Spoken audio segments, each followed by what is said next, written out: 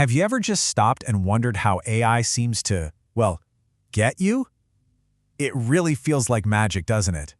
Well, today, we're going to pull back the curtain on one of the biggest secrets behind that magic. I mean, think about it. You're chatting with an AI and it actually remembers the context of your conversation. It doesn't just hit the reset button with every single thing you type. So how does it do that? Or what about this one? You type "my dog at the beach" into your photos, and somehow it finds pictures you never even tagged. It just understands the idea of your dog at the beach, not just the specific words. And maybe the wildest one of all. You're feeling a little down, and Spotify or Apple Music just knows. It builds the perfect playlist for that exact mood. It's not just matching artists, it's matching a whole vibe. So how is that even possible? Well, the answer to all of these questions, it's the same thing: vector databases. This is the technology that's acting like a long-term memory, the secret brain, for pretty much all the AI you use every single day. So what is this secret brain, really? Let's crack it open and take a look. And you'll see it's actually a surprisingly simple idea once you get it. Okay, I want you to imagine you're walking into a library. But instead of books being organized alphabetically, the old-fashioned way, they're organized by their meaning. All the thrilling mystery novels are in one corner, all the epic fantasy adventures are in another, and all the sad romantic stories, they're all clustered together no matter who the author is. That's the big idea. It's a library for meaning. But wait, how can a computer possibly organize something as fuzzy as a vibe? I mean, computers don't think in feelings, they think in numbers. And that, right there, is where vectors come into the picture. So, a vector is really just a list of numbers. That's it. But it's a very special list, where every number represents a different characteristic. You can think of it like a super detailed GPS coordinate, but for an idea. It has hundreds of numbers that pinpoint its exact place in the universe of meaning. So, for example, a chill, lo-fi song might get a vector that looks kind of like this. It gets a super high score for chill, a really low score for energetic, and almost nothing for sad. A heavy metal song, totally different set of numbers.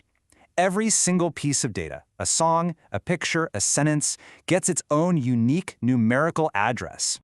Now, this whole process of creating these vectors, it has a name. It's called embedding. An AI model basically looks at a piece of data, let's say an image or a sentence, and it translates it into one of these powerful number lists. It's literally embedding the meaning into a language that the computer can actually work with. So when an AI model sees a picture of a happy dog, it doesn't see fur and a wagging tail. No, it sees this, a long, long string of numbers that mathematically captures the whole essence of happy dog. And what's really amazing is that a picture of a joyful pup is going to end up with a very, very similar list of numbers. Okay, so we can turn meaning into numbers. Cool. But why did we need a whole new kind of database for this? Why couldn't we just use the ones we already had?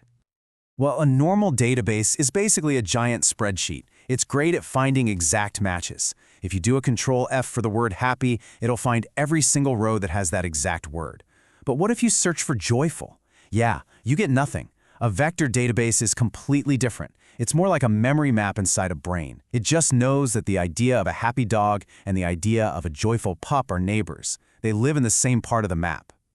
So how does this searching by vibe thing actually work under the hood? It's not magic, it's just some really, really clever geometry. Just imagine all of your data points spread out on a giant map. So first, the database takes all those vectors we talked about and plots them as little dots on this huge multidimensional map. Right away, things with similar meanings, like all the pictures of your dog, they naturally end up clustered together. Then, when you do a new search, like you upload a photo of a cat in a box, the AI turns that into a vector and puts it down as a new dot on the map. And finally, the database's only job is to ask one simple question. Hey, what are the other dots closest to this new one? And bam! It instantly brings back all the other pictures of cats in boxes. That's similarity search. It's that simple. Okay, now let's bring it all back home. Let's connect this to the magic we were talking about at the start and see how this powers the apps you and I use every single day. So here it is, the big reveal. ChatGPT remembers your conversation because every message you send gets turned into a vector and stored away. When you ask a follow-up question, it just looks for the most relevant vectors from your history. Google Photos finds your beach pictures because the vector for your photo is super close to the vector for the concept of beach. And Spotify and Amazon, they just find songs and products whose vectors are the closest neighbors to the vectors of stuff you've already liked. It all comes down to finding the nearest neighbors on that map. So yeah, this is a pretty cool party trick, but it is so much more than that. This technology is fundamentally changing what AI is even capable of. This is absolutely critical because it gives AI a long-term, verifiable memory. Instead of a language model just making up answers based on its training, it can now search a trusted database of facts first. It retrieves real information, and then it generates an answer. This whole process is often called Retrieval Augmented Generation, or RAG, and it's how we're making AI way more accurate and trustworthy. This right here is the foundation for the next generation of AI. I mean, imagine a true personal assistant that has a vector database of all your emails, all your notes, all your calendars. It wouldn't just search for keywords, it would understand the entire context of your life. This is the key to making AI genuinely helpful. Okay, let's do a super quick recap. Ready?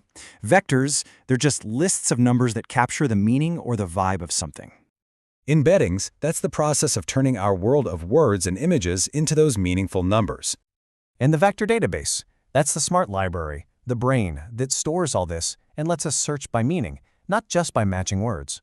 So I'll just leave you with this question. Now that you know the secret behind the AI's brain, just think about what's possible. What could you create if the technology you're building didn't just match text, but could genuinely understand context and concepts and ideas?